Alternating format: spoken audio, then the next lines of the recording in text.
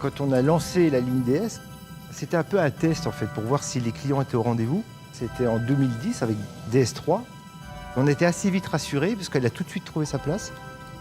On a très vite vu qu'on avait l'opportunité de faire une marque automobile avec ces produits DS. Évidemment, quand on part de zéro, on se dit ça va être mission impossible. La question, c'était vraiment comment est-ce qu'on va réussir à faire naître une marque dans un marché qui ne l'attend pas en fait. Et quand Carlos Tavares en fait nous a rejoint, une des premières annonces qu'il a fait, c'était de dire maintenant dans le groupe PSA, il y a 3 marques.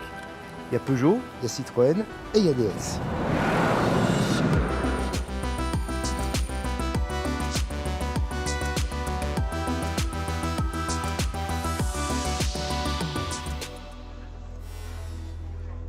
Ma première réaction quand la marque DS a été créée, c'était que j'avais pas associé ça avec l'idée d'une marque. En fait, pour moi, c'était une voiture de chez Citroën, qui est probablement une des voitures les plus mythiques du monde automobile. Le clou du salon est sans contredit la DS19 Citroën, qui a toutes les faveurs de la curiosité. Et tout à coup, en 1955, c'est le choc. Un nouveau bond dans le modernisme.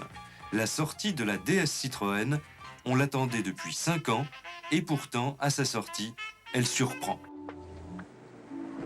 Cette voiture a été dessinée par un sculpteur. Pas par un designer, pas par quelqu'un qui est un as du marketing, mais par un sculpteur. On le voit très bien sur la DS qui se trouve juste derrière moi. Ce qui est vraiment remarquable dans cette silhouette, c'est la fluidité, une forme de simplicité. C'est un peu comme un galet qui a été sculpté par l'air. C'est vrai qu'il y a des choses de tout à fait personnelles, uniques, futuristes, qui combinaient de l'esthétique bien sûr, mais de l'audace, de la technologie et du confort. C'est le combiné gagnant, c'est le cocktail fantastique qu'on essaie de reproduire depuis lors.